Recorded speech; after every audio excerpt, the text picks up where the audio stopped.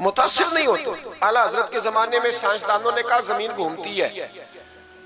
آج بھی ہمارے بچے پڑھتے ہیں نا زمین گول ہے, زمین پڑھتے ہیں کالجوں میں.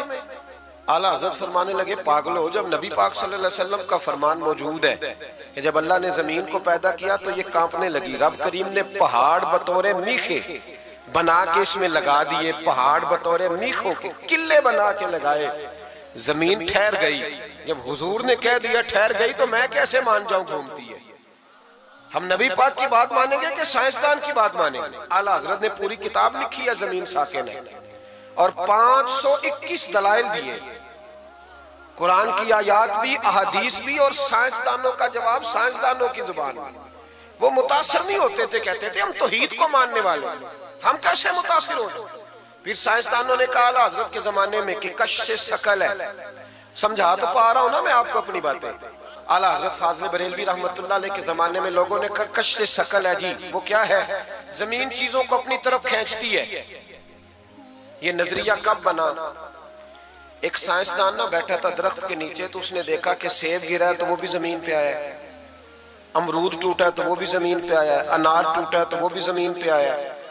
تو کہنے لگا زمین میں کشش ہے, ہر شے کو کھینچتی ہے, اور کشش ثقل کا نظریہ بن گیا. اعلیٰ حضرت رحمت اللہ علیہ تک جب بات پہنچی تو آپ فرمانے لگے سائنسدان پاگل ہو گئے.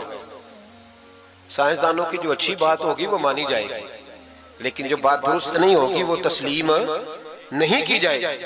آپ فرمانے لگے یہ کیا بات ہوئی کہ آدھا کلو کا سیب تو زمین نے کھینچ لیا, امرود بھی کھینچ لیا, انار بھی کھینچ لیا, اور غبارے میں 1.5 چھٹانک ہوا بھر دیا, وہ زمین سے کھینچا نہیں گیا, وہ اوپر اڑ گیا ہے. فرمانے لگے یہ کیسا کشش ثقل ہے, 1.5 چھٹانک ہوا ہوتی ہے نا غبارے میں, وہ زمین سے کھینچا.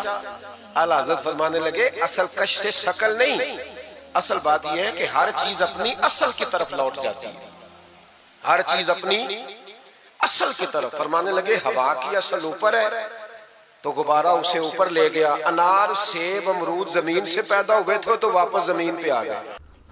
سورۃ البقرہ کی آیت نمبر 22, الذی جعل لکم الارض فراشا, وہی اللہ وہ ہستی ہے جس نے زمین کو تمہارے لیے فرش بچھونا بنایا. سورہ الزخرف آیت نمبر 10, الذی جعل لکم الارض مہدا, وہ اللہ ہے جس نے زمین کو تمہارے لیے گود بنایا. ظاہر انسان مرتا ہے اسی کے اندر دفن ہو جاتا ہے, یہ اسی لیے دھرتی ماں کا لفظ بھی ہر چیز اس کے اندر سموئی جاتی ہے, ایک گہوارہ بنا دیا. اور سورۃ المؤمن جسے سورہ غافر بھی کہتے ہیں, آیت نمبر 64, الذی جعل لکم الارض قرارا, اللہ تعالیٰ نے اس زمین کو قرار کی جگہ, رہنے کی جگہ بنایا. وہ کہتے ہیں جی یہ فراشا کے الفاظ آئے ہیں, فراشن, قرارن اور مہدن, اور وقف کریں گے تو مہدا, فراشا اور قرارا بن جائے گا. یہ میں علماء کے لیے بات کر رہا ہوں. تو وہ کہتے ہیں اس سے یہ ثابت ہوا کہ زمین فلیٹ بھی ہے کیونکہ اللہ نے اس کو بچھونا بنایا اور سٹیبل بھی ہے. سر اس کا یہ مطلب نہیں ہے, یہ قرآن میں کہاں لکھا ہوا ہے کہ زمین فلیٹ ہے؟ کہیں بھی نہیں لکھا. فرش بنانے کا تو یہ مطلب ہی نہیں ہے. فرش بنانے کا مطلب ہے اسے رہنے کے قابل بنایا ہے. یہ آج ہمیں سائنٹسٹ بتاتے ہیں کہ ملینز آف ارتھ کوئکس ہر سال آتے ہیں, بلکہ کیلکولیشن یہ ہے جو پریسائز ہے کہ ہر سیکنڈ میں زمین میں 2 زلزلے آتے ہیں جن کا ایمپلیٹیوڈ کم ہوتا ہے, اگر وہ زیادہ ہو تو زمین برباد ہو جائے. ہر سیکنڈ میں 2 زلزلے, ملینز آف ارتھ کوئکس ہر سال آتے ہیں. تو ان ارتھ کوئکس کے ایمپلیٹیوڈ کو نہ بڑھنے دینا, اس کے باوجود ہمیں سٹیبل رکھنا, اور زمین کی اتنی بڑی بڑی 3 موشنز کے باوجود سٹیبل رہنا, یہ اللہ تعالیٰ نے اسے قرار کی جگہ بنایا ہے اور یہ فراش بنایا ہے. اس کا یہ مطلب نہیں ہے کہ ارتھ فلیٹ ہے. اور سر یہ تو کبھی بھی کسی کا عقیدہ نہیں تھا ارتھ فلیٹ ہے. چاند گول نہیں دیکھتے تھے, شروع سے گول نظر آ رہا ہے, فلیٹ تو کسی کو نظر آتا, اور پھر وہ آپ کو مختلف اوقات میں اس کے جو دھبے ہیں مختلف نظر آتے ہیں. تو اس سے پرانے زمانے کو بھی میں لوگوں کو پتا تھا کہ یہ جو چاند ہے یہ سفیریکل ہے. سورج کی طرف تو آپ غور سے نہیں دیکھ سکتے, چاند کے دھبوں کو تو آپ یوں کرتے ہوئے دیکھ سکتے ہیں, تو پتا تھا یہ سفیریکل ہے. یہ کوئی یہ نہیں ہے کہ صرف گول پلیٹ کی طرح ہے. یہ بھی کہتے ہیں نا گول ہے لیکن فلیٹ ہے, نہیں, یہ سفیریکل ہے, بال کی طرح. یہ سب کو پتا تھا, ہمارے پرانے سائنٹسٹ بھی تھے, ان کو یہ باتیں پتا تھی.